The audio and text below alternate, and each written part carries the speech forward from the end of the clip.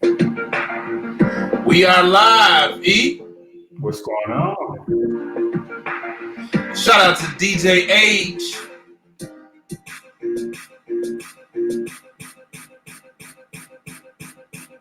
Yeah.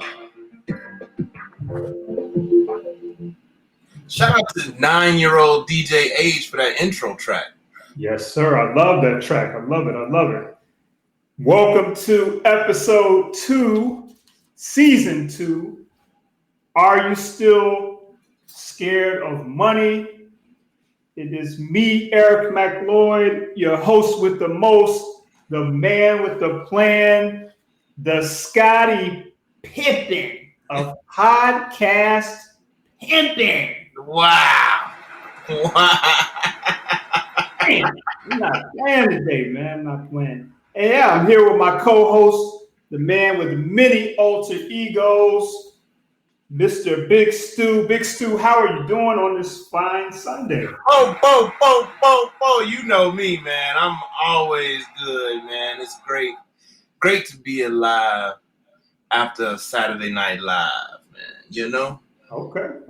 So glad to be here, join with you, man. Glad to be here. Yes, sir. You look pretty dapper today, man. What's up? You look pretty dapper today.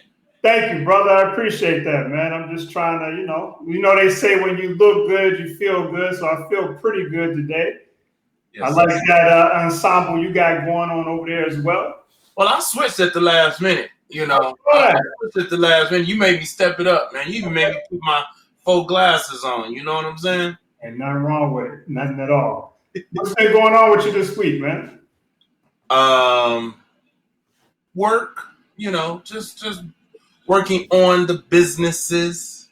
Okay. Just work, family, you know, again, it's maintaining, you know, staying the course, keeping peace, harmony, living my best life. Okay. Enjoying being a Gen Xer. Absolutely. It's a beautiful thing. Yes, it's sir. Great. It's great, man. It's great. How about you? What you been up to, man, this week? Well, one thing I couldn't wait to tell you about, you made a recommendation to me a few weeks ago about a show that's, you know, it kind of stems from our childhood a little bit, which is the current show is called Cobra Kai. Yeah, man. Did you check it out? Me and my son love Cobra Kai. Oh, my God. I'm glad I'm not the only one. My son liked it. Me, my lady, we got her involved. And, man, what a beautiful show. Everybody out there, if you want to check out a really good show, actually, with your family, Cobra Kai. So this goes back to, remember, Karate Kid back in the day. So this is a spinoff of Karate Day, a modern day spinoff of Karate Kid, and it's got a lot of the original characters in the cast. What a great show! Even the mom, man, the mom showed up. The mom, yeah. Daniel's son's mom shows up in this. Yeah. I thought that was great, man. Yeah, it's beautiful, man. They got some of the cars from the movie, and they brought a lot of elements back. But aside from it just being kind of nostalgic, I think it's really well written. I think so too. So I got through both seasons. There's 2 seasons. Yeah, I got through both. Fun fact, by the way, the black guy, the big black guy, the young boy that plays in there. I don't know if you saw the episode where there's a black guy that comes in. He's one of the students, one of the teenagers. Okay. His name is Khalil Everidge, and he's a friend, the son of a longtime friend of mine, right here from Chicago.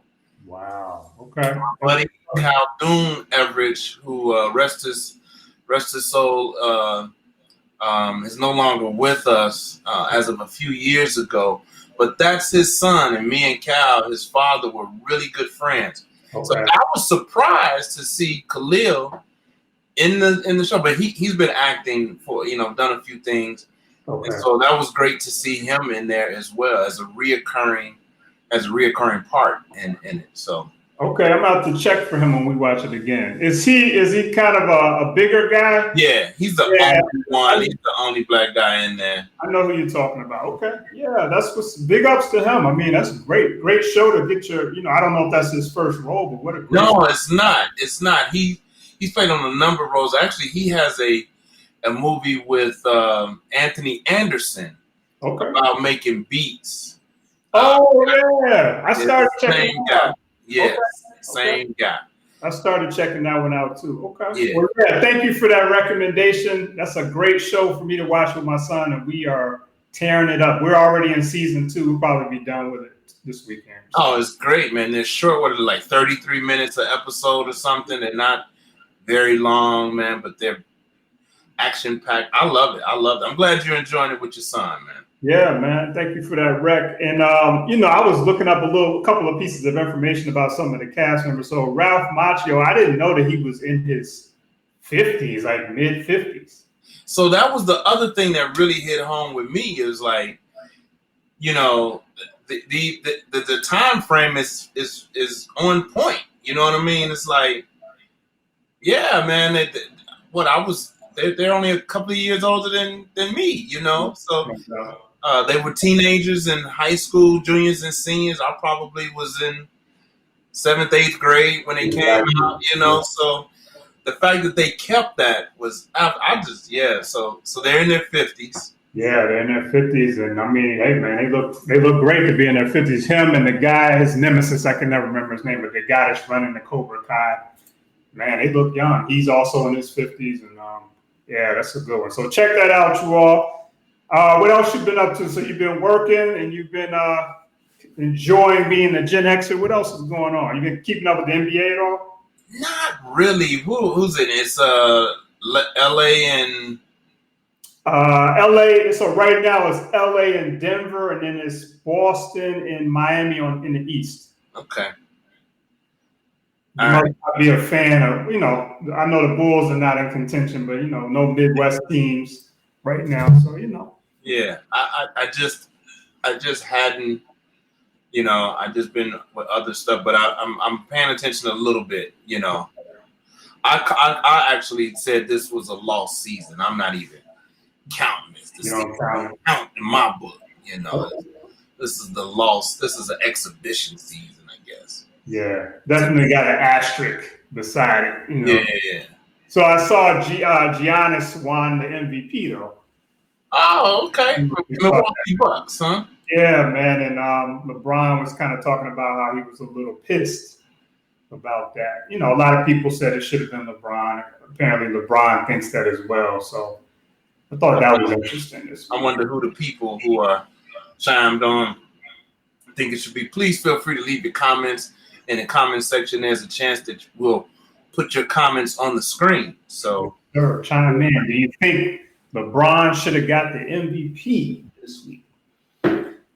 Well. So we got a pretty interesting topic this week. Are you still scared of money? Before we dive into that, though, we want to talk about who is powering today's episode. And that company is called MLP, Virtual Assistant Services. And they asked a really interesting question. Are you overwhelmed? And this is really directed towards small business owners. Are you overwhelmed and need help with your administrative tasks for your business? Do you sometimes wish you had 8 arms? Well, contact MLP Virtual Assistant Services LLC today at 773-226-0788 and hire a virtual assistant to take care of those routine tasks so you can get out there and make some more money. This is a great company. They offer a variety of services. They do business startup assistance, web design, credit repair. They even help people to get their certified WBE and MBE certification. So anything of an administrative nature, they can dive in and give you some more arms and help you grow your company, man. Definitely a good company for, business owners that need some assistance. Absolutely. And I have not met a business owner yet that couldn't use more, including myself. So that's right. It's a beautiful thing, a virtual assistant. So shout out to MLP Virtual Assistant. Shout out to MLP. Michelle is the owner and running that company. So Michelle Presley, give her a call if you need some help. And if you are a business owner looking to advertise your business, hit us up. Oh yeah, we got a strong international audience. We do. Our audience even has now extended into Iraq, Wow. Germany. We are in the South. We're in South America for some time now, all over North America. So yes, we have a very active audience. They're very interested in what we're talking about. So yeah, good place to advertise your small business or not-for-profit. Shout out to Iraq and Germany and everybody in the international realm. Shout out to everybody right here in our own backyard, Chicago and the United States of America as well. Right? Absolutely. And thank you for being part of the Money Sex Gen X family. We really appreciate all of the continued support, people participating on these lives, sharing our content on social media. It's a beautiful thing. And today I wanted to spend a few minutes real quick to remind some of our new family, some of our new MSG family about why we started this show in the first place. So Big Stu and myself are Gen Xers. We're proud Gen Xers. And like a lot of Gen Xers out there, we really just feel like in the media sometimes we're not really represented very well, if at all. And so, we came together and decided to kind of change the narrative, tell a different story about Gen X and kind of control some of these conversations that we wanted to see in the media. Right.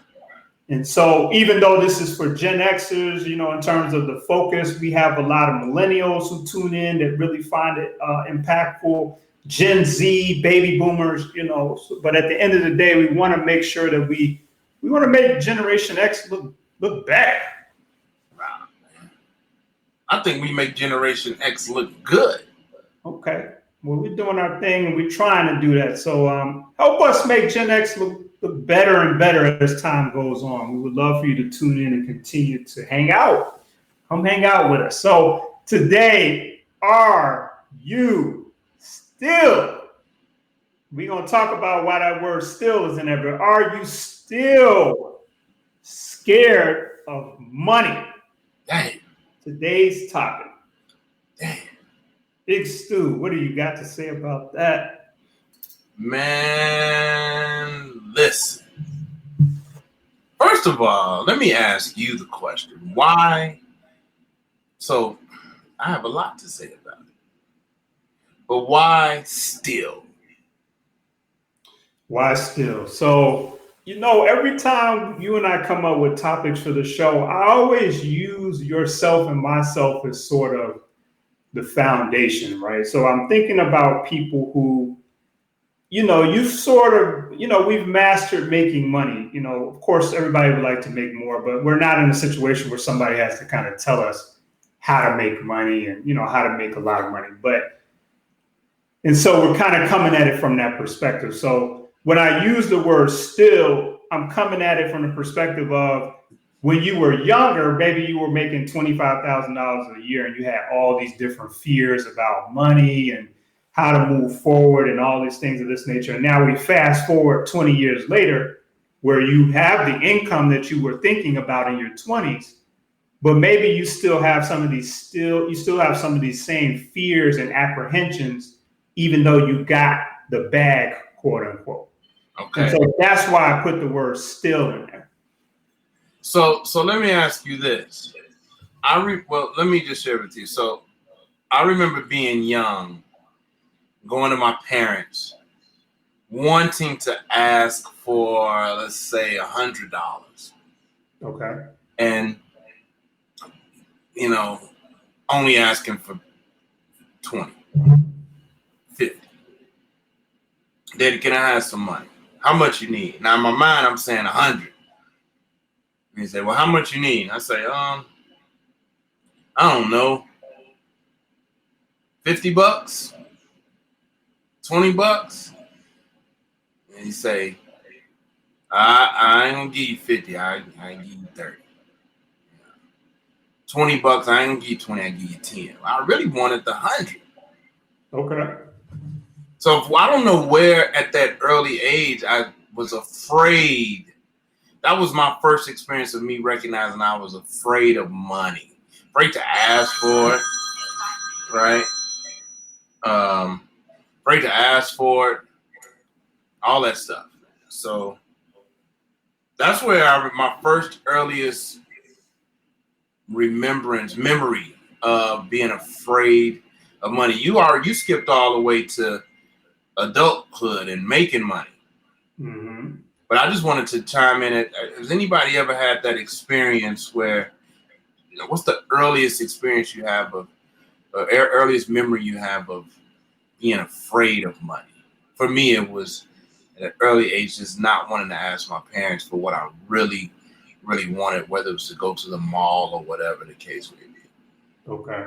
What's your earliest memory, Eric, of being afraid, scared of money? Or were you ever scared of money?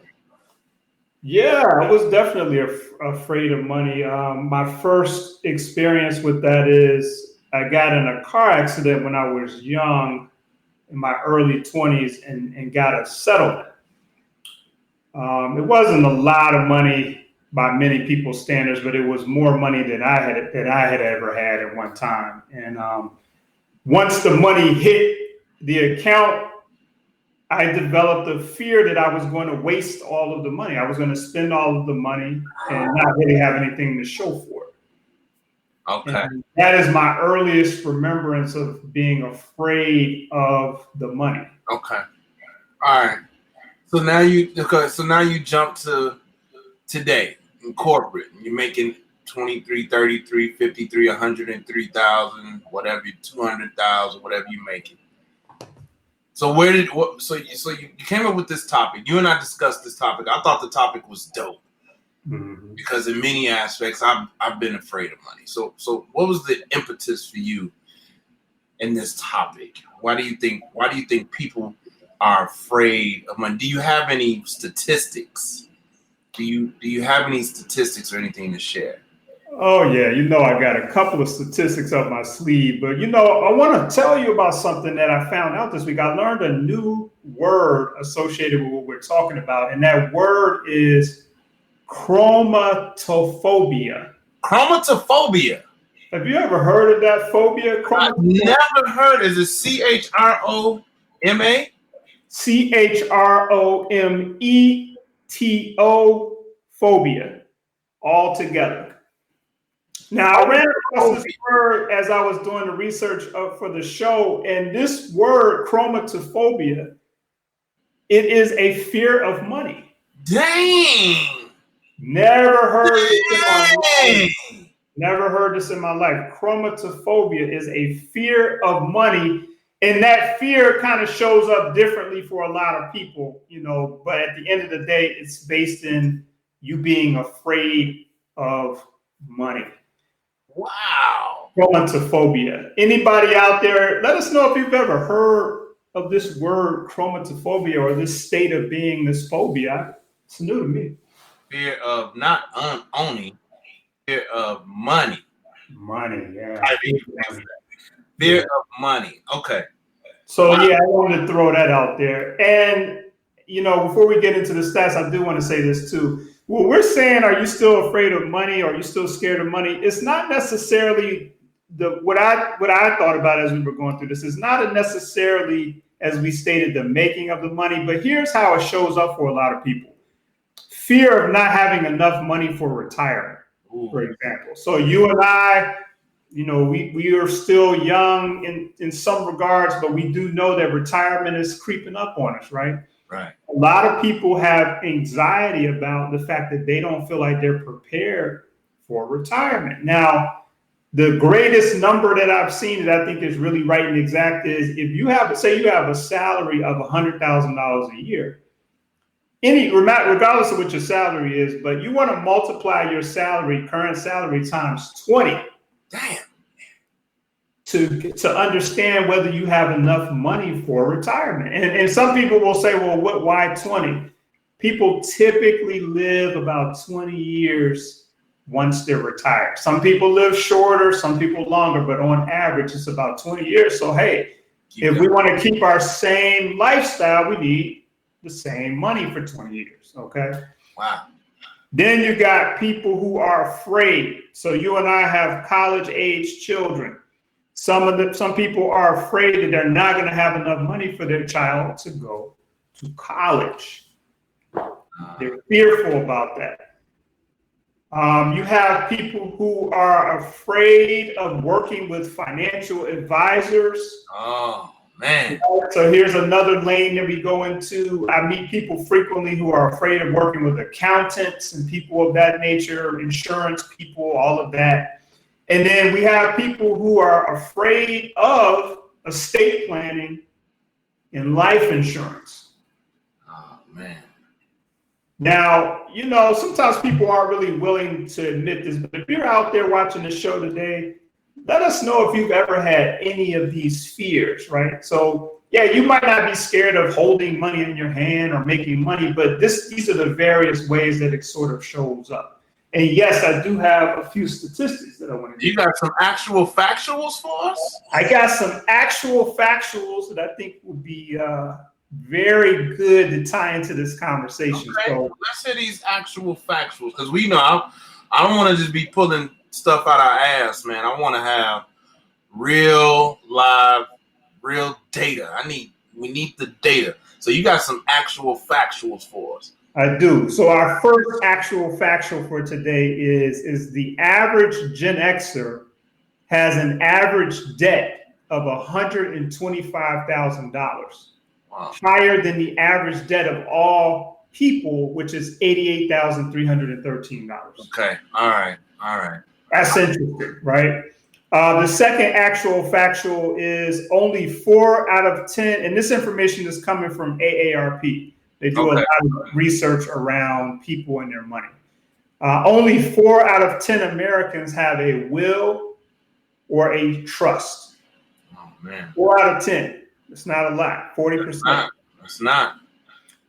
This actual factual is coming from Market Watch. They said that Gen X has the highest levels of credit card debt at an average of $9,096. And these are mainly people from ages 45 to 54. Transamerica gave a really interesting stat, which they said the median retirement savings for Gen Xers is $70,000. So let's go back to that $100,000 number. If you multiply that times 20, and then you have $70,000. It's a pretty big gap there. And then our last actual factual for today is 37% of Gen Xers say that they will not have enough money to retire. That's terrible, bro. That's terrible. I've thought about that, man. Having 2 million, 3 million, 4 million liquid, even if it's not liquid, but just unrealized gains, you know what I mean? Just available. And that's pretty scary, man. Yeah, it's pretty scary. Scary. Does any of this keep you up at night? Yeah, a lot of things do, but yeah, I think it's so funny. As we were preparing for the show yesterday, I was really thinking about what retirement looks like and how do I get there? Just how do I get there? How do I get there? Yeah, man. Yeah, it is pretty scary. So how do we overcome wait a minute. How do we overcome chromatophobia? How do we overcome chromatophobia? Do you know how we gonna overcome it? Like, I need to hear from some people. This is a conversation. Yeah, let us hear your thoughts out there. How do you overcome, or say you're out there and you have overcome your fear? How did you do it? Did you do it by yourself? Did you get some help?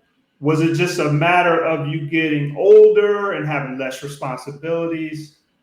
What was it? I can speak for myself. I'll say I got over a lot of my fears about money by just having a strong plan of action. Yeah. I didn't know about financial planning when I was younger. I didn't even know what that was. So once I was able to get a sort of a blueprint or a roadmap in place, it kind of diminished a lot of the fear because I kind of enjoy looking ahead and trying to be proactive and all of that. So that helped me a lot. So I will tell you this. I know you've helped me a lot. Just in the last, a little over a year, you've helped me a lot. I talked in season 1 in one of the episodes. I talked about having an abusive relationship with money. Yeah, that was a great episode. Yeah, abusive relationship with money, and I think, I'm a recovering money abuser, right? Okay. Yeah, And having an appreciation for it. Now the fear is not chromatophobia. Chromatophobia is no longer my issue. I wonder if there's another term for it, because now my issue is just, the fear of not being prepared. So whatever I got to do, who do I need to talk to? Where do I need to put this money? How do I, not spend, like overcoming the desire to spend, which I'm still in a little bit. Sometimes I get a little change and first thing out my mouth every time is, what do you want to eat? Let's go eat. Yeah. And then, but for now it's still like, let's get rid of some debt. Let me get rid of some debt. Let me, pay on some bills. So that's a great feeling, right? Sure. Now it's just not stacking that bread. So stacking bread for me coming up meant something totally different than it means today. It used to mean keeping cash in a Nike shoebox in the closet. For many years, that was the bank, and then it moved into putting it in an actual bank. Now it's at a place where I don't even want to go to the ATM anymore. I want to go inside the bank as often as possible to meet with the people who are making decisions about the money. Mm-hmm. The branch manager and I on, first name basis. When I walk in, they're greeting me. Hey, Mr. Stewart, it feels better than walking in any nightclub, in any bar. Really? So I can have those conversations. And then working with people in your industry, for example, or other financially, like being around the people who are having the conversations about financial maturity, financial responsibility, those things. So that's why I am today. It's like I'm overcoming the chromatophobia by just diving in, because I don't want to be broke. I don't want to be 70 and trying to figure out what job I'm going to do to get another paycheck or anything like that. It just needs to be residual, and it needs to be in perpetuity. Yeah, I want you to do the people that are watching a favor. Can you talk to us about some of the small? So when we hear these topics in the media, I feel like we always talk broad strokes. I want to get real granular on this one. Talk to the people about. So you talked about yourself. You had a progression to get to where you are today. You're admitting that you still have some things to work on, but there was a very solid progression. Yeah. What are some of the small things that you did on a daily basis to move you from where you were to where you are now? Would that happen to be your burning question? No, it is not, sir. Okay. just checking in. Yeah, no. I know why you said that, but no, I got another burning. I got a real burning question queued up. All right. So for me, the first thing that I had to do was realize that I needed help. It's like admitting that. So in 2017, one of my favorite cars that I had, of all the cars that I've had, in my life, I had a car repossessed. My Chrysler 300 was repossessed. Very, very, very nice car. Yeah. And when I realized it was just irresponsible. Now I blamed it on, this is part of the success journey, and you're building a business, and sometimes people go broke and they lose their cars and they lose their relationships, they lose friends, and I lumped it into that. Okay. And then it took me about a year or so to get my head out my ass about it, right? Like none of that. It was just pure irresponsibility, right? It was just pure total money mismanagement. Okay. So I can have all the Jordans, all the retros, I can have all the nice jeans and nice shirts, but if I got a $500 electric bill, or I'm 2 months behind in rent, or a car note, or whatever. But I can go eat at Papa Do's, or wherever we want to go eat. That shit is backwards. Mm-hmm. So the first step for me is I had to admit that I had a problem. Okay. I had to admit I had a problem. Then I sought help. But one of the first steps for me that really changed my life was writing down my spend every single day. It was a very, very rudimentary activity. Yeah. Just whatever you write down, whatever you spend for the day, write it down, no matter how big or small. 30-cent pack of gum, you probably can't even get gum for 30 cents anymore, but whether it was a 50-cent, newspaper, or giving $2 to the guy at the expressway, or writing it down. So I needed to see what my spend was. I spent a number of years just waiting on swipe the card, will it go through? Swipe the card, let me see what comes through on the text message. Is it matching up? Or barely looking at the bank statements, right? Just like, getting to payday is on Friday. This is when I was working, and I'm talking straight up paycheck to paycheck.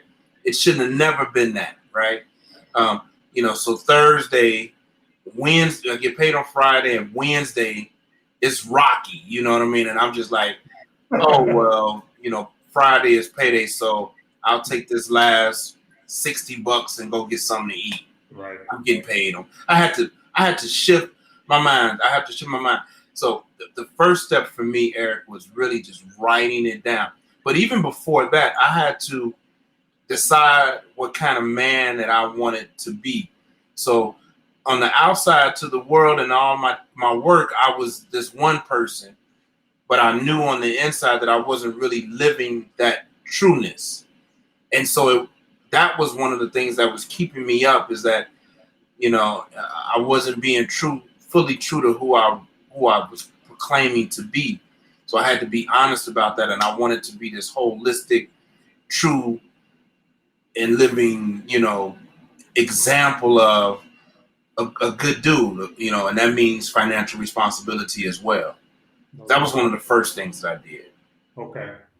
Yeah, thank you for sharing that. And thankfully I've been a part of that journey with you, and it's been very powerful, very, very beautiful thing to watch. I like working with you because you're really honest about how you feel at any given moment. You don't try to sugarcoat things, and so I knew where you were when we started, and then I knew where you were.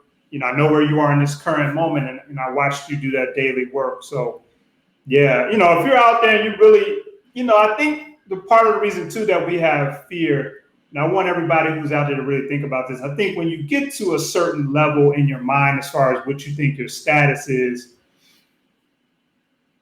well, I'll ask that question. Do you think that plays a part in it? So you mentioned trying to live up to what you were portraying yourself to be. Yeah. On a day-to-day basis, do you think that ties into the fear? It's like, okay, I'm portraying myself this way, but things are really this way. And then do I have this fear that I'm not going to actually become the person that I'm portraying myself to be? Yeah. That's a great question. Yeah. I wonder if a lot of people have that fear. Well, I know, speaking from my own personal experience, I wasn't raised in a house where my parents talked about how to treat money, right? So all I saw was get money and buy stuff. Yeah. Groceries, is the number one thing I saw people buy and going shopping. I never, taking care of the bills that my parents did, but they did that in private. So I never saw that as something. So I didn't see it. I didn't see it. And I never grew up, not until after, after my mom and dad divorced. That was the only time that I started to see the struggles of the bills. So everything prior to that was about what's on the outside, the cars, the clothes. We didn't. Yeah, man. So it was all about how you show up, and that was more important than anything and everything. That was everything, just how you show up. Yeah. So that became the priority. Just like focus on how you show up. Absolutely. You can go out and have a great time with $0 in your pocket, but you should look good. Yeah. And so I think that even plays into the poverty mindset that a lot of us, and I'm saying us because I don't want to ever sound like it's these blacks, this blacks versus that blacks. It's like, so a lot of us as black people sometimes dress up our poverty so we don't look poor. That's a lot of the times why we gotta have the flashiest shoes, because it takes people's attention away from, our own financial insecurities. Very true. Very true. What are your thoughts about that? I know you asking these questions, but what's your thought about it? As you were talking, what I was thinking about is there's probably a person out there right now, or people that make well over six figures, and they've mastered the basics. And they're probably looking at this like, this doesn't really apply to me. I know how to manage my finances. I'm not out here wasting money and all that stuff. I'm on a different level. And I want to say this to those people. I want you to think about something. When I think about particularly black people, especially the Gen X crowd, I still feel, and there are statistics around this, I just didn't have time to pull them, but a lot of people that have money, quote unquote, still are not willing to, they have a fear of participating in the stock market, for example. Why are people still afraid? So to me, that's a part of being afraid of money. And I'm not saying this in a judgmental way at all. I'm just saying, we know and understand that the stock market is something that many people use to advance their wealth faster in a variety of different ways and to add diversity into whatever assets that they're holding. But I still feel like I see more people, they'll take the leap when it comes to real estate. Right. I hear people talk about real estate on social media every day, real estate, which real estate is great. I'm a real estate investor. I get it. But when it comes to that stock market, I still feel like there's a lot of fear around investing in stocks. Why is that? I think I don't know why. For me, I've always dabbled in stocks, right? I think it did always seem like you needed to have a lot of money to participate, and it used to be like that. You couldn't buy fractions of the shares. You probably could, but at least it didn't seem like you could. It always needed to be $5,000, $10,000 to play in the stock market game. That's what it seemed like. Yeah. And then it always seemed like it was some rocket science, to win at it, right? It's the volatility of what's the bear market, bull market, is it, when it drops, oh my God, I better get out. And when it goes too high, when it goes high, I better buy now. Like those were the wrong, like it just seemed you couldn't digest it. You couldn't understand it. It didn't make sense. And then you didn't see a lot of black people doing it. It's just so much skepticism around the conversation of stocks and investing. Yeah. But even for me, so two things happened recently. So one, I got into a SUSU, which is, it's a community gifting program for some, depending on what culture, I know it's African, a lot of Africans do it and have been doing it for generations, but it's a way to kind of, make, I don't even want to call it make money, but it's a way to kind of generate some money for yourselves through a gifting program, if you will. Group economics, yeah. Yeah, group economics. That's right. That's exactly what it is. But there's still so much skepticism around that. People are asking all the wrong questions. Yeah. So I wound up actually, Eric, man, and I was really forward. I remember bringing it to you and a couple other people. I took a bath on my susu. I took a bath, bro. Like I lost big time on it. Really? I did. Because people don't trust it. You know, so it's just like you're supposed to bring two people. Everybody's supposed to bring two people. Yeah. But a lot of people were just skeptical of it. It's like, yeah. Who my money going to? What? No. You put the money up and bring your two people and just put the money in. You got to get to that kind of point. It was like of trust. So there's a lack of trust as part of it, whether it's the stock market or whether it's group economics or whether it's investing in somebody's business. There's just a lack of trust in people and in your own insecurities. Like I don't know, man. I don't know. I think, but you do have to have some trust. So that was one thing, the susu. The second thing was, which I was one of the people that was skeptical. So I'm gonna put that out there. I mean, I trusted you in the fact that you vetted it, and I even have associations with people who participate in it. But it was just something about it. I'm like, I don't know. Theoretically, it makes perfect sense to me. If I have a bunch of people around me and we're all focused on getting money, right? Like it even goes back to, like I said, hey man, I got a business idea. Let me get man, why don't you put up $100? Put $100 in my business idea. People get skeptical about that. Yeah. Today. Yeah.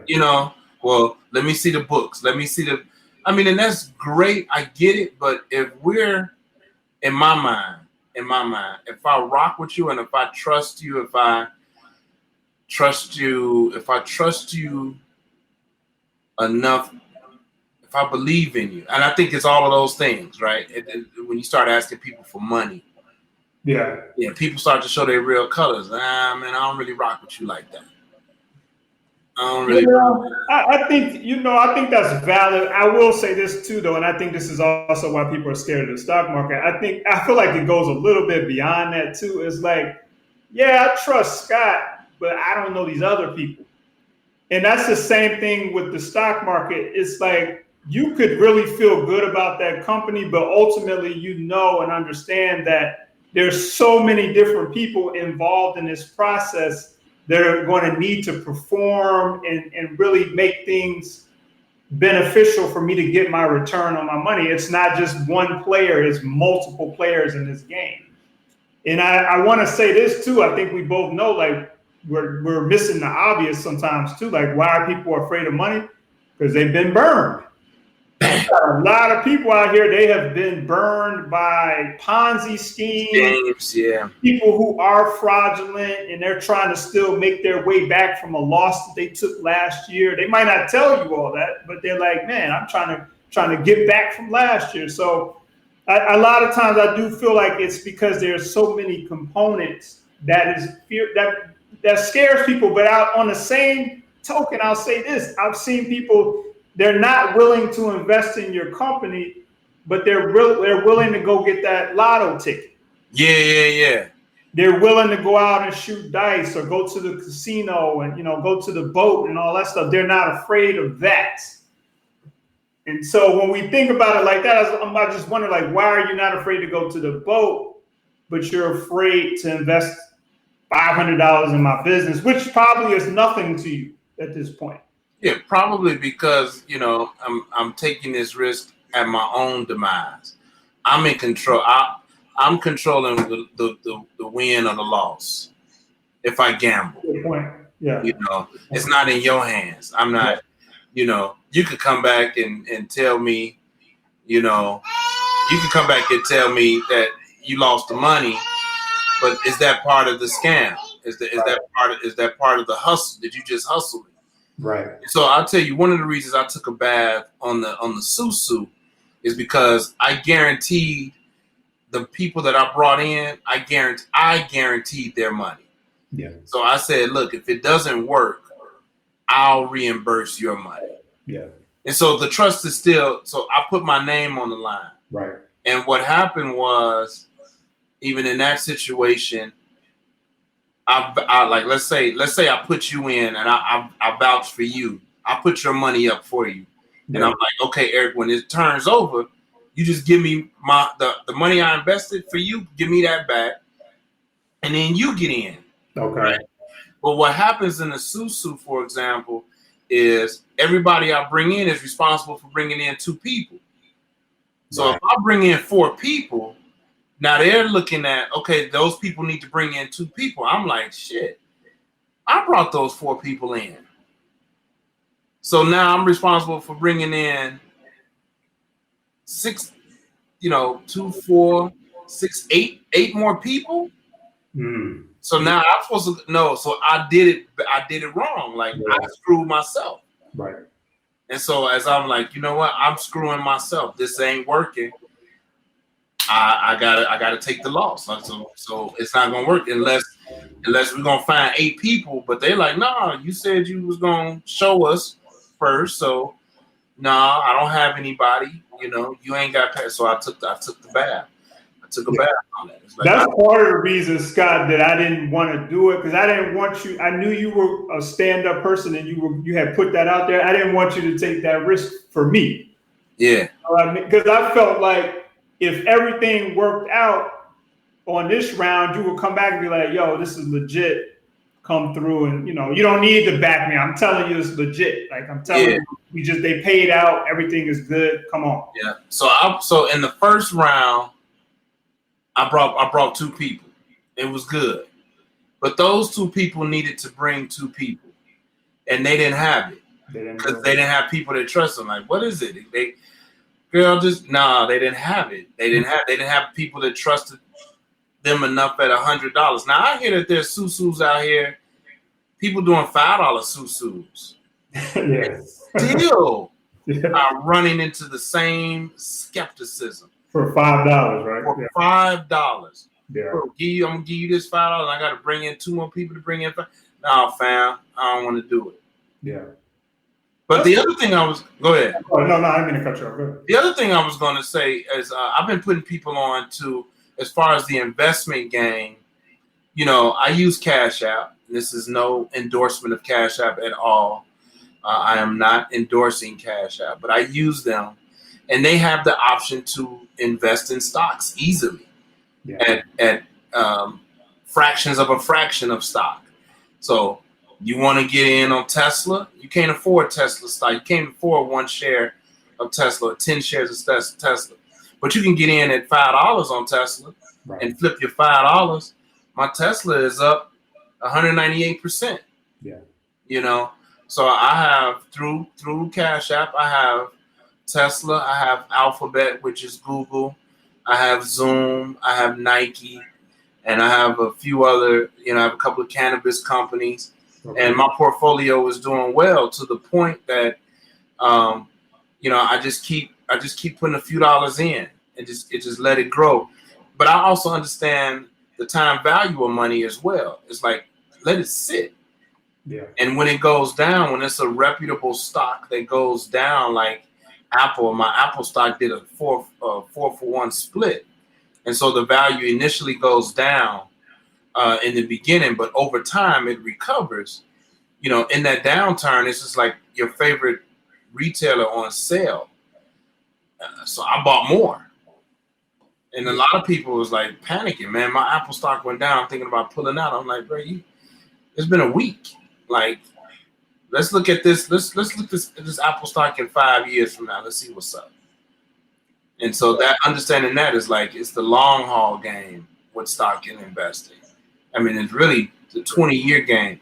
If you put $1 in the Apple when it first got started, if you put $1 in, if you could have, you'd have $156,000 right now. Yeah. It's up 156,000%. Right. Something crazy like that, right? Yeah, absolutely. Yeah, I see that quite often, Big Stu. I mean, those temporary dips, I think, get people the most. Is like if you got a portfolio with $100,000 in it, and on Tuesday the market is down, you're down like $20,000. I've seen so many people panic. Yeah. Mainly because they don't necessarily understand that this is a temporary dip. Right. In the market. Like you said, you want to wait it out.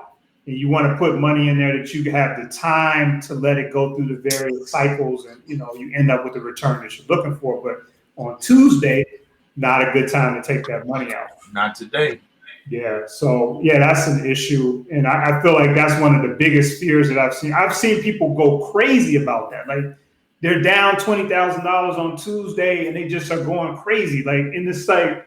I've tried to tell so many people, just relax. The market is going to go up and down. It's going to correct itself. If it's up, it's going to go down. If it's down, it's going to go up. It's really just about where is the market when you need that money.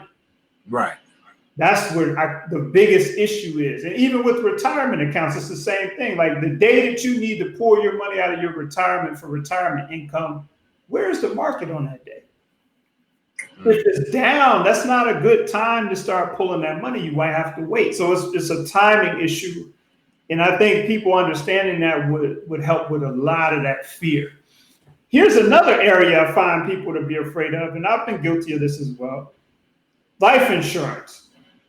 I've heard so many people say, I do not want to get this $1 million life insurance policy because I'm afraid to leave my children and my spouse that much money. Wow. I've heard that so many times that I can't even count. They're like, I don't want to, I just don't, I'm afraid of it. I just don't want to do that. Have you ever heard that? I've never heard that. Yeah. I've never heard that. Yeah. The only thing that I've heard is that people are afraid of life insurance because they have to think about their own mortality. Oh, yeah. That's the only thing I've ever heard, but I've never heard someone say that they're afraid about how much money they're leaving somebody after they're gone. Yeah, I've heard that so many times. It's unbelievable. Don't want to do it.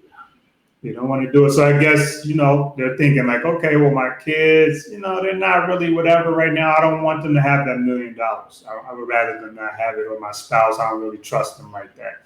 Yeah, of course they love them, but on some level, there's some trust issue. And they don't want them to have it. They rather... and a lot of these people, if you're young, if you're in your 30s or even your early 40s, you could get $1 million life insurance policy pretty cheap. They're like, it's not about the premium. I'm afraid to leave these people that much money.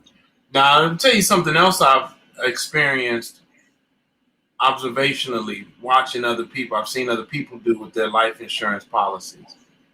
They'll get it. It generates cash value. And they borrow against it and don't pay it back. Right.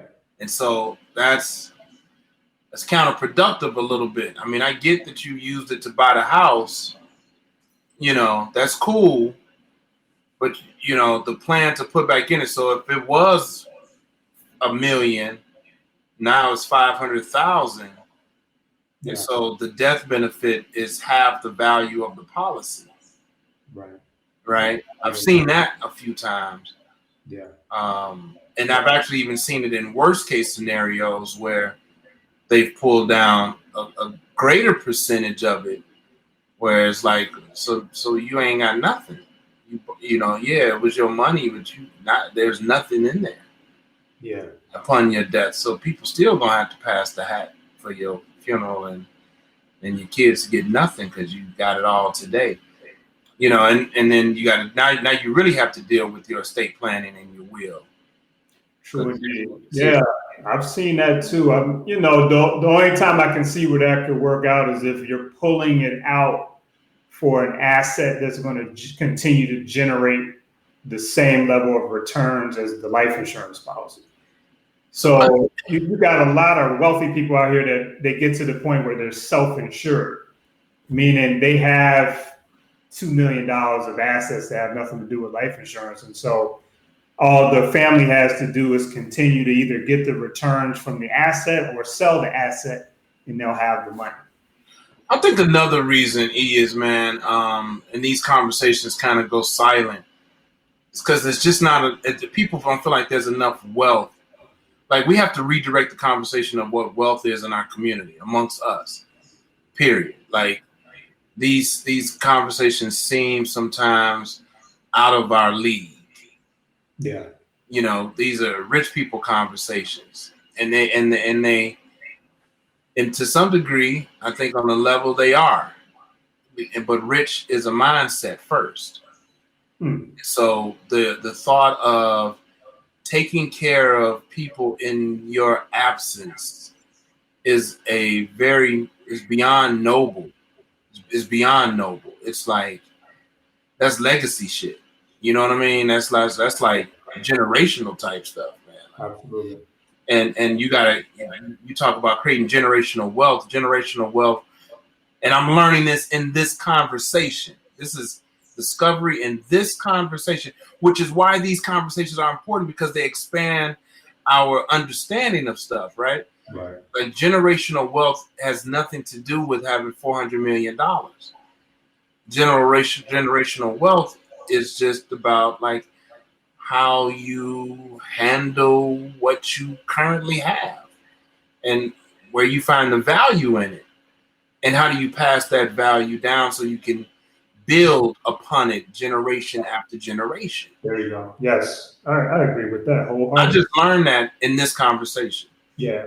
I learned this, and it changed the way I think about money. First of all, a lot of people talk trash about Scientology, but I messed with it for a little while in terms of like just seeing what it was really about. And I would agree, some of the people that you may encounter could turn you off, just like people you could encounter in church or a mosque or anywhere. I do get it. But one thing I liked about their approach was they really focus in on the meaning of words.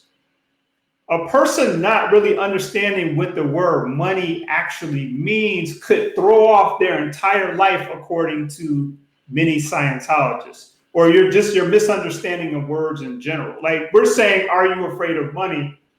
What if our definition of money is completely different than listeners out there? They're thinking it's one thing, we're thinking it's something else. And so we can't really meet in the middle because we don't even have the same definition. And I feel like that happens all the time. Like if I say, well, what is an annuity? Man, if you don't know what an annuity is, it's nothing wrong with that. However, that's going to kind of skew your whole view of that realm of money, because you don't currently have a definition of what that is. And so you're not able to leverage it and access it. Or if you do, somebody's probably controlling the manner in which you deal with that asset, because you don't really understand. And I feel like that is one of the biggest issues when it comes to money, just like the concepts of what we're talking about when we talk about money. What are we really saying? Like, let's talk about that for us right now. When we use the word money in this conversation today, and this stop real quick and pay some bills before we get into this. So you're listening to the Money Sex Gen X podcast. This is season number 2, episode number 2. Are you still afraid of money? This episode is powered by MLP Virtual Assistant Services, MLPvirtualassistantservices.com. Give them a call if you need or think you may need a virtual assistant. So yeah, when we're talking about money, like what's your definition of that word personally? Wow. I don't know if I've ever been asked to define money, but money is it's a currency. It's just currency. It's just currency. Okay. It's just currency. It's my trade value. Got it. Money is my trade value. Okay. Money could be my word. Money could be, it's just my trade value. It's just whatever value I have, whether it's cash, coins, or an act of service, or doing a favor. It's whatever value I hold and can trade for. Because I always say I don't need the money. I need whatever I'm trying to get with the money. Right. I never need the money. I just need the house. Just give me the house. I don't give a fuck about the money. I just want the house. Right. So I can work for the house. I can, but what is money to you? How do you define money? We're on the same page. When I say money, I'm talking about things that hold value. So I'm not talking about literal cash that we're holding in our hand. I'm not necessarily even talking about how much money I have in my checking or savings account. I'm talking about anything that has value. Like you said, the real estate, the stock portfolio. Yeah, in certain instances, I could be talking about my word or, just different things that hold value because they're all connected. Yeah. So, yeah, things that hold value, money. Are you still afraid of that? Yeah, man.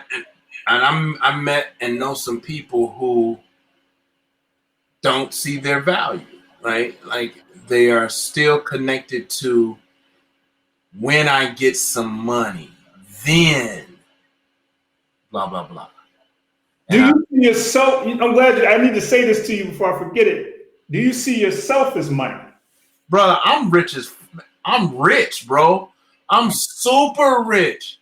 I'm super, super rich. Right. I'm wealthy as man, bro. I know I am. But when I say that to people, they look at me like I'm crazy, man. Good. I know how wealthy I am. I'm super wealthy, dude. Okay. My the amount of times that people ask me for a letter of recommendation so they can get into that's money. That's valuable, bro. Money, right? Come speak because we know that you're gonna. That's value. Like, just can I use you as a reference? It just all of that. Yeah. Can I talk to you for a few minutes? Right. No doubt. All of that, bro. Man, I always knew, and I always felt that even in my head. Like, you remember those songs in the '90s that were the hip hop songs to be like, "Yo, you get money" and all that. The getting money to me was not. It was about. So at that time, I don't have any money, so I'm like, yeah, I'm getting money, but it's the journey was money. Yeah. Like, I'm on the path to get the bag. Like, the whole journey is part of the money. I'm getting money. Like, I'm going to work at 2:00 in the morning. I'm working 10 hours. I'm getting money. Like, yeah, my paycheck is small, but I'm getting money. No doubt. And 15 years down the road, yeah, I'm going to get the bag. It was the journey. And that's the first time I think I've ever articulated that, but that's how I felt. I remember that. Yeah. Yeah, I agree, man. I agree. Then we have phrases where people will be like, "Yo, what's up, money?" Or, "Yo, fam, he's good money." We have references that kind of were talking about that a little bit. Yeah. If you say somebody good money, man, that's the ultimate. That's one of the ultimate compliments you could have gave somebody back in the day. "Yo, Scott is good money. Don't worry about it." Woo-wee. That's a stand-up dude right there, then, huh? Absolutely. So when we say, "Are you still afraid of money?" we could be saying, "Are you afraid of yourself?" Oh my! Hold up. I missed it. What'd you say? When we talk about the concept of money, we could be talking about, are you still afraid of yourself? Are you afraid of yourself? Are you still afraid of yourself? Now we're in this. We're getting towards retirement. A lot of us are getting a little money and we're doing our thing. But are you still afraid of yourself deep down? Yeah. That's a big question to ask. Fear of self, your own value. But yeah, man, that's a big one. They got to answer that for themselves, man. I want to know if I could put you on the spot for a couple of you asked about getting granular. I gave you my steps. First, admitting that I had an issue with money. Yeah. Now I'm talking currency. I'm talking cash, right? I'm talking holding on to cash. I'm gonna take it back. We just talked about the stuff outside of cash, but let's talk about cash. Okay. Right? Cash in the terms of whether it's just whatever you can swipe on the card that's coming out of your bank account, not credit cards, or investments, right? Retirement accounts, life after, right? What are some other immediate actions that people can take today to have some cash, as they approach 70 years old? right? Because 60, as they approach 60 and older, what are some immediate things that people can do right now that you absolutely recommend they do today? Well, I have these what I call game theories that I run even with myself to make sure that I have some cash, right? So just getting real granular, one of the things I do with myself, even to this day, I'll take cash out of the ATM and use that as my spending money and put the card up. Whether it's a debit card, credit card, whatever it is, I live off the cash in my pocket. So let's get specific. Say in my budget, and we're going to talk about budgeting in a minute, but say I have a budget and my budget is $100 for lunch and eating out for the next 2 weeks. $50 a week, $100 a week. What I would do is game theory for myself, or a game that I run on myself, is I go to the ATM and pull out $100 and I have to eat out of that $100. When it's gone, it's over. Now, for some people, they might be like, that won't work for me. Cool, I understand that. But for me, it is highly effective. I might do it for eating out. I might do it for buying clothes, whatever it is. Take the cash out, live off the cash. When the cash is gone, done. Let me ask, let's stay on that one for a second, because that's a good one. But I also live in this space where a lot of things are tied to, the click of a button. So my eating out, for example, and you know this from working with me, I'm a big Uber Eats user. Sure. So what would you tell somebody like me who's like, okay, I want to use that theory, but so what is that? How would you suggest that I approach that? In that situation, I would tell you that you just can't do the Uber Eats right now. You just have to be like, I can't do it. And you got to psych yourself out in some way to say there's something that I want that's greater than getting this Uber Eats. There you go. That's the part right there. I need a new whip. I need a new house or whatever it is. And you have to tell yourself like, yo, stop being a sucker and we can't do it. Like, I'll talk to myself and be like, yo, stop being weak. We need to get this money to get this. And that's just the game that I play with myself. Some people are like, well, that's not. It works for me, man. Yeah, it works. Fam, you gotta step up. You gotta level up right now. We need to get this house or whatever it is, this investment property. We're not doing the Uber Eats right now. We're not doing it. Because that $30 a pop or that $20 a pop that's real money out the budget. Yeah. Yeah, and it doesn't feel as real because it's coming. You don't even have to pulling up your car. You got to look at it. Yeah, so that's one of the things I use. I got another part of my game theory. Anytime I go on vacation, and I've talked to you about this, we both like to travel. Anytime I go on vacation, especially if it's out of the country, I take my phone, I put every single thing that I'm spending in the notes of my phone. Because say I'm going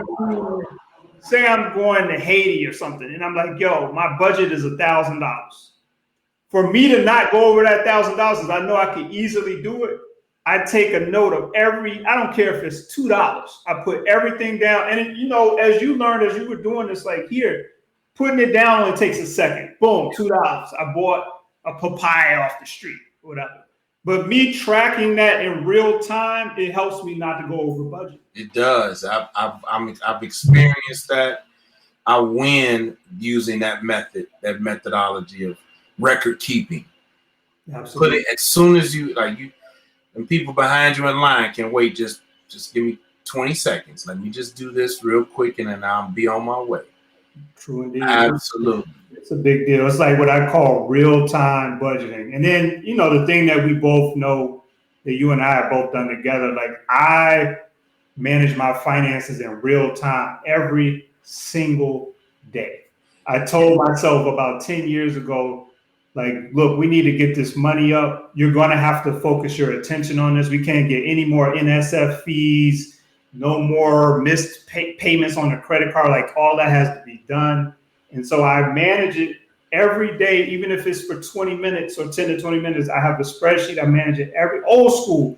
I know people got all these apps and all that stuff, but I got a spreadsheet system that I use. You've used it real time every day. What was spent? What do we have in assets? What's liquid? You put the number in, you look at it, internalize it, boom, keep moving. So you said old school. You use the term old school because I do know a lot of people are using apps and things. But one of the things I want to add to that is it's just good practice. It's what the people who manage money well do. True. Yeah, I'm saying old school because I'm choosing to use a spreadsheet. Oh no, and I'm vouching. Yeah, I know people for that. Yeah, I know people who they use the apps very effectively and do the same thing, but I just rather use the spreadsheet. That's sort of old school at this time because there's so many apps out there we can't even count them now. They'll do that for you, but I feel like it takes more work to use the app than to just do it on a spreadsheet. Yeah. I think what I learned because I prefer as much tech as I possibly can, but and that's my own stuff. But the spreadsheet method, when I'm doing it, when I'm utilizing it at its highest, is when I'm vibrating and operating at my highest financially. Yeah, absolutely, for sure. But I also want to ask you about your thoughts about people's emotions attached to money. Like there's a shot of dopamine that people get from shopping at Amazon and getting a package in the mail. There's a shot of dopamine that people get from spending, right? That feeling of, and for me, I learned this term early, the money is burning a hole in your pocket. Like you're looking for things that you could buy. You got some money, you finally put some money up. Let me talk to the people who, let me talk to middle America, right? Middle Black America. You got an extra $500. You got to the point where you paid all your bills, and now everything is straight, and you got an extra $500. I know people that sit around and be like, "What can I buy?" I don't think it. I feel my perspective on that is there's nothing wrong with that. Let's just go ahead and budget for it. That's all. So they did their budget. They did the budget, and they still have. So are you budgeting to zero? Or are you like they budgeted everything? They put savings, and they still got like this They got $200. They got $500 sitting right there. Well, that's what I'm saying. If we've budgeted for that, go spend it. See, the problem comes in because, and I go through this with people every time. It's like somebody, maybe a female, will be like, "Yo, I want to buy this Louis bag." If you're in a financial position where you can afford it, I'm going to tell you, yeah, let's get the Louis bag, but let's not pretend about it. The Louis bag is $2,000 or whatever it is. Let's put it in the budget. And we're thinking ahead. Everything else is calculated and it's cool. Boom, go get it. But what people like to do a lot of times is they'll play this game like, nah, I'm not going to get it. Yeah, I am going to get it. No, I'm not going to get it. Well, you know you're going to get the Louis bag. So let's just go ahead and be honest about what you want. And if you're in a situation where you got the means, it's just about articulating that wish. Let's put it in there, go get it. Yeah. And that's it. Then you bought what you wanted, but you still taking care of everything else that you wanted to do. Hey, this is the Money Sex Gen X podcast, and today we heavy on money. And we still got a couple things we need to get through in this episode, but I want to share this one story, man. I know a couple of guys that actually played pro ball, pro in the NFL, and I know quite a few guys that played in the NBA. In the NBA specifically, I've heard stories of cats that's making $3-4 million a year. I do know, and I learned that they get bi-weekly paychecks during the season. Right. Somebody comes. Well, at this time, they were coming around and pass out their check stubs or checks after the game. This is before direct deposit was hitting real heavy. Okay. And there would be times when players in the locker room would borrow money, like really needed money. Hey, man, can you float me? Again, paycheck is coming in a couple of days. Hey man, can you float me 50,000 till we get paid? Yeah. Hey man, can you let me loan? Can I get 75,000 till I get my check on Friday? And I know it still happens today. Yeah. At that level. And we heard the story about Kanye, needing to borrow $1 million from Jay.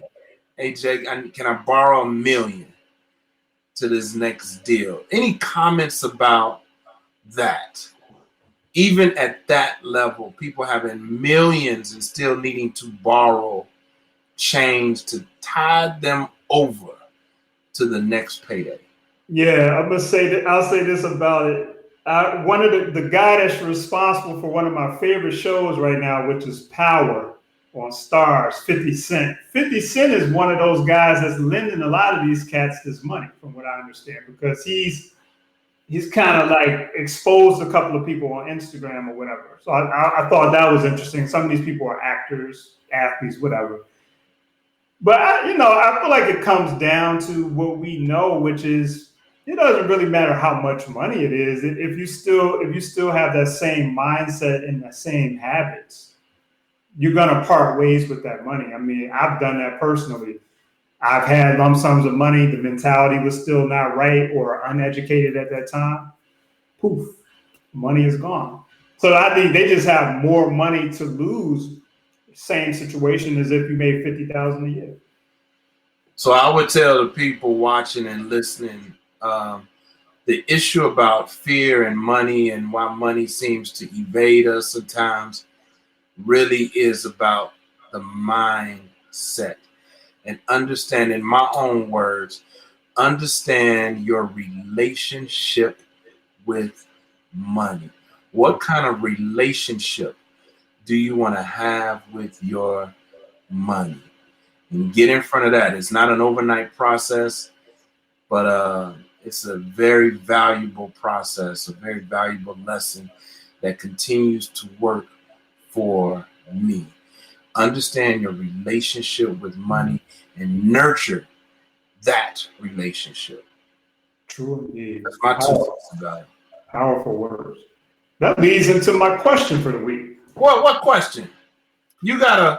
Does Eric have a burning question? I have a burning question. Oh, wait a minute. Eric has a burning question.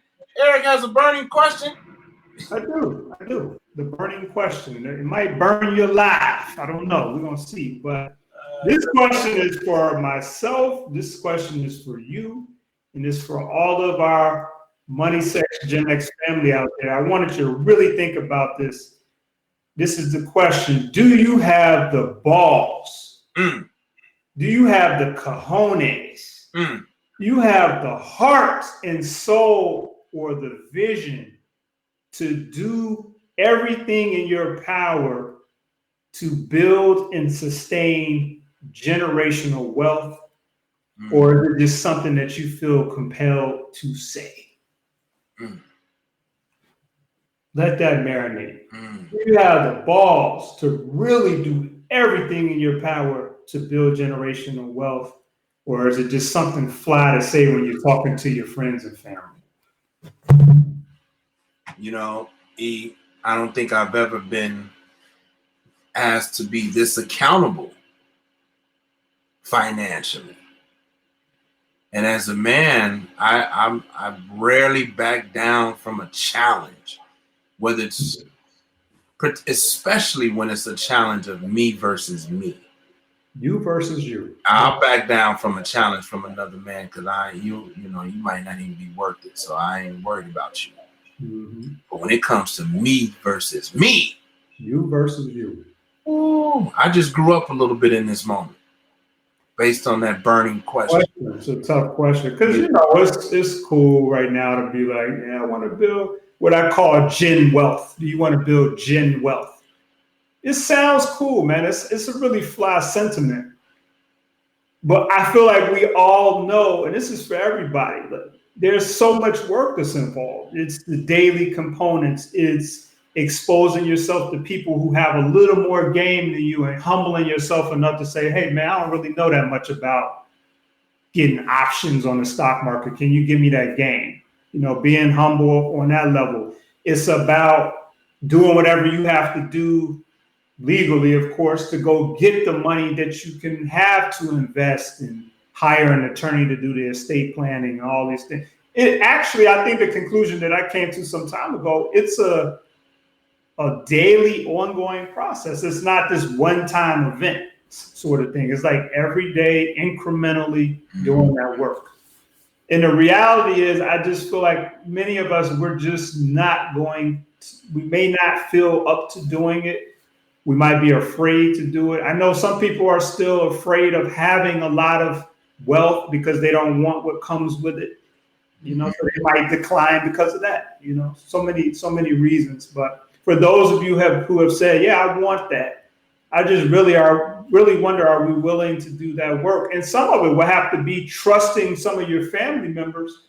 Say you're doing well, you got the money, you got the investments and all that, and it really comes down to, how am I going to write my estate plan? Am I going to go ahead and include my son and daughter to get this money? Am I going to include my wife that I don't really trust 100%? You know, those relationship questions factor into having that courage to say, yeah, you know what? I'm going to trust that they'll figure it out, or I'm going to do more to make sure that they're prepared to get this money, to get this wealth, actually. How do you feel about it? Man, that's strong, brother, because, you know, in the same kind of vein, I want to get rid of my gut, right? And I know what's required to do that. Like, it's doable. It's definitely doable. Naturally work out, eat right, go hard. And I do some, but not everything. Same thing with the wealth, creating that gen wealth. I ain't going as hard as I know I'm supposed to be going. And why not, though? Fear. Okay. No, that's bullshit. It's not fear. You know what it is, E? I'm gonna be very honest. Here's one of the biggest, largest, most vulnerable moments of my life. I'm about to tell you a truth. Let's do it. Lazy. There you go. That's an honest answer, though. Lazy. I can respect that. That's an honest answer because it is a lot of work. Look at LeBron James, like you just said with the athletes. Like, a lot of people, I used to always ask myself, if you were in the NBA, why wouldn't you do everything in your power to be the best player you could be, including playing defense and all this stuff? Why? It's not that easy. Like, you might not feel like it. You might be lazy. You might just not have that dog in you. You know, when you play basketball, they talk about some people got that dog in them. Like, they just go all out to the point of exhaustion every play. Everybody don't have that dog in them. Yeah. You know what I mean? But we like to all talk like we do, but we all don't. Now, can you get that dog in you? Yeah. I would argue possibly you could, right? But some people are just not going to do that. Most people are not. That's okay. Nah. In this moment, it's not okay. Well, it might not be okay for you, but we gotta understand that, like, society is always going to be filled with different types of people. Like, everybody can't be wealthy. It's just not going to happen. So everybody could be, but it's not going to happen. Everybody won't. There's enough wealth for everybody. Okay. No. Wealth is infinite. Wait, I'm not gonna argue. I don't agree, but I feel you. I understand that there's two sides to that argument. I get it. But I'm just trying to stay on. Okay, so you're saying that there's enough wealth for everybody. I personally just don't. I don't feel that, for many reasons, everybody's going to be able to participate in that. Now that I agree with you, they won't. Yeah. I believe there's enough for everybody, but everybody's not going to be right. I was talking to my son about that yesterday. The same thing. We were just talking about how at this time when technology is so prevalent, we have a hard excuse to say, well, nobody told me how to invest in the stock market. Yeah, they might not have told you directly, but you could go to YouTube and get a lot of game because I've done it, Or I don't really know how to get an investment property. I understand you might not have that person in your circle, but man, you could go to YouTube and learn quite a bit. So it kind of evens the playing field a lot if you really, if you really want it. And I don't really believe that a person's life fulfillment has to involve wealth. You can have a very nice life and not be wealthy. I really believe that. Well, I agree. Financially, the way we're talking about wealth in this particular instance, cash, all that, great. That's fine. But when we describe wealth as we describe it on the Money Sex Gen X show, it's I'm still wealthy. I'm extremely wealthy today, even in this very moment.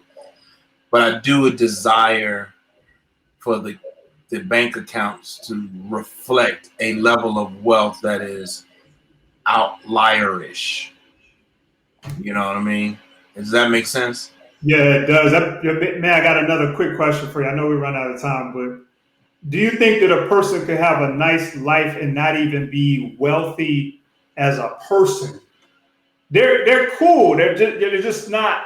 It's not. You wouldn't necessarily describe them as a wealthy human being, but do you think they could still have a great life? Like you're not wealthy, but you're cool. Yeah, we see it all the time, man. Absolutely. Yeah, there's a lot of people out here that's living it up, man, just by their own standards, whether I agree with them or not, man. And life is good to them, so it works for them. True. Yeah, that's fine. Yeah. That's fine. Yeah. They come in this world, they have a blast, and they leave. They ain't left nobody nothing. Left a lot of kids around, but that doesn't. Hey, fine. It's okay. Yeah, I agree. A lot of people make it on in life if their heirs didn't leave them generational wealth. That's not the end all be all to life. Yeah. Yeah. Well, yeah, I'm saying even as a human being, like take the money out of just on a human being level, they're not necessarily a wealthy human being as an individual, meaning they haven't reached their highest potential per se. But they still have their life. They're cool. Yeah, as long as they're okay with themselves. See, I think reaching your highest potential is self-reflective. Yeah. It's subjective. You got to. If you feel like you're good, then that's all that matters. You're good, right? But if you're struggling with, oh man, I wish I could be doing what I could be. If that's your talk, then that's your talk. That's your struggle. But if you wake up every day, you good with where you at, you good with what you're doing, you good, then you good. True indeed. What a great conversation today. I appreciate this conversation today. I learned a lot in the conversation myself. I have a lot to go back and process and think about. This is good. Yeah. So we have one more piece of business to take care of. We do. All right. So this is the time now where we actually have a submission. Characters from corporate. So characters from corporate. Bear with us. This is new. We did have somebody send in a characters from corporate submission. So I'm going to read it real quick. We're going to get into it real quick. So they said, "What's up, Eric and Big Stu? I am originally from DC, but live in Potomac, Maryland. I'm a Black woman, Gen Xer, age 41.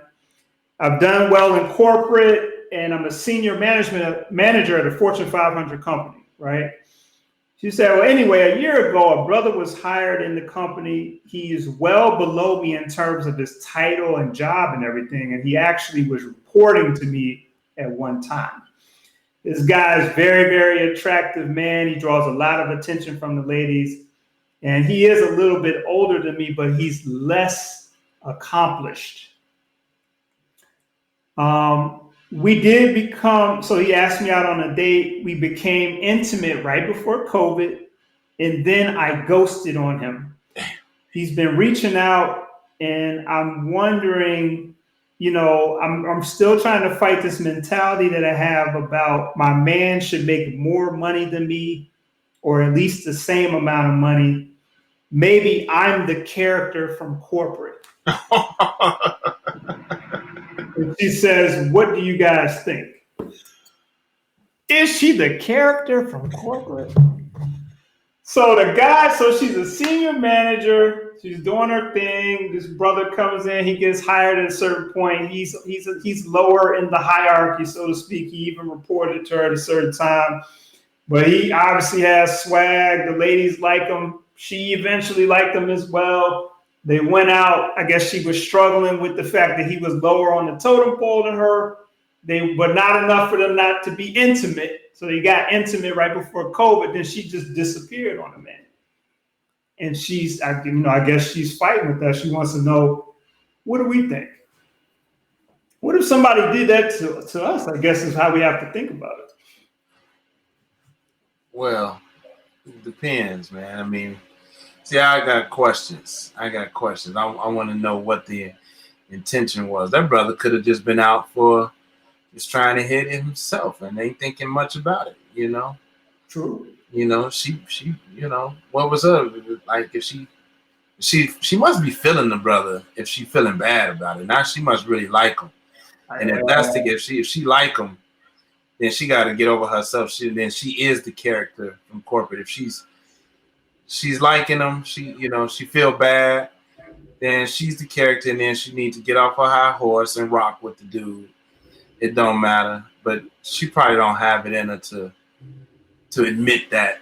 It probably make the relationship too tough because she's, worried about what other people will think and say.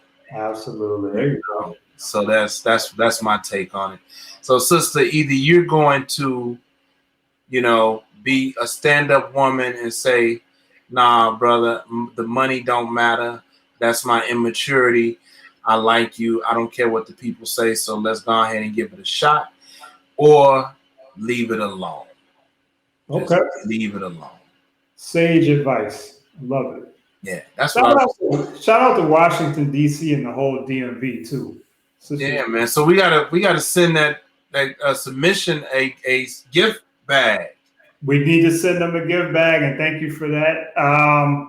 Yeah, characters from corporate. I do think, sister, you're a character for doing that.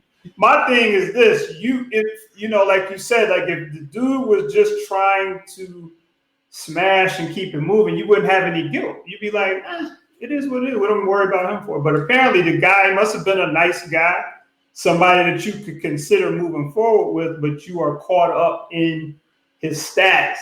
Right.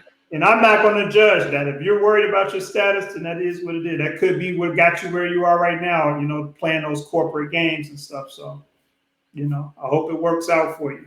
Follow your gut. That's all I can tell you. I also wonder too, I wonder how many he must have smashed a number of women at work. He might be that, Maybe. He might, because if they talking about him, she know the ladies talking about him. But to that point, I wonder this too, right? Because I've seen situations like this, like when a dude is on that level and he smashed a bunch of people there, it wouldn't really look as bad for you to be with the guy, I guess. Then, I mean, he seemed like a highly sought after guy. It seemed like all the ladies might want to be with this guy. So, yeah, he don't have the money and all of that, but I mean, some things may supersede that. It seemed like it would be less embarrassing if all these people wanted him and some of them that got with him wouldn't be as big of a deal. I don't know. This is how I look at it. Yeah, I think I'm standing by the initial. She's the character. Make a decision, sis. Make a decision. Rock with him or leave him alone. And stop being a character from corporate. Stop being a character from corporate. I can't wait to get some more of these stories. Please hit us up and send us your most salacious stories, the interesting stories. I wonder if anybody deemed me a character from corporate. I have to ask somebody, but I can't wait till next week to do the next segment of that. Have you ever? I shouldn't ask you that. I'm not going to ask you. Go ahead, brother. Have you ever been in a situation like that at work? Have you been intimate with people at work? Yeah, I absolutely have. But my strategy was always, let's keep this private. And thankfully, the ladies that participated in that, they were cool with that. And that's what it was. I was raised to never play where you work. Great advice, yeah. And I've done it in two workplaces. Yeah. Oh, where you did actually play. Yeah. And fun to go to work like that. It makes going to work very exciting. I'll tell you that. Yeah. No, I think my words got misconstrued. Oh, okay. I didn't do it at work, but there were two jobs I had in which I did mess around with somebody I worked with. Got you. Yeah. I wasn't. Okay. I wasn't one of them TV guys that's in the office getting it in. No. Okay. That's good. I know a lot of that happens. I know a lot of that. Yeah, it does. I've always protected the workspace. But man, great episode, man. Great show today. So yeah, man. Episode 2. Are you still afraid of money? I think we put some good info out there. I learned a lot, and I'm looking forward to our next topic next week. What is our topic next week, E? Man, now you put me on the spot like I did you last week. I don't remember, sir. But it's something good. It's something good. It's something I want to tell him. Okay. I'm gonna tell him. I'm gonna pull it up and I'm gonna look at it real quick. I'm gonna tell him. We don't have any bills to pay before we get out of here. We did MLP. On the bills. Season 2 show topics. Why fathers don't get the same respect as mothers. Boom. Yeah. What do you talk about that one? Wow. Why fathers don't get the same respect as mothers. Wait, let's do it again. Why fathers don't get the same respect as mothers. That's our next week's topic. Yeah, look a shot on that one. I cannot wait to talk about that. That is a very real thing for some people. Facts. All right. Well, we will see you all next week for episode number 3. Thanks for tuning in. Money Section Gen X podcast. Until next week. Until next week.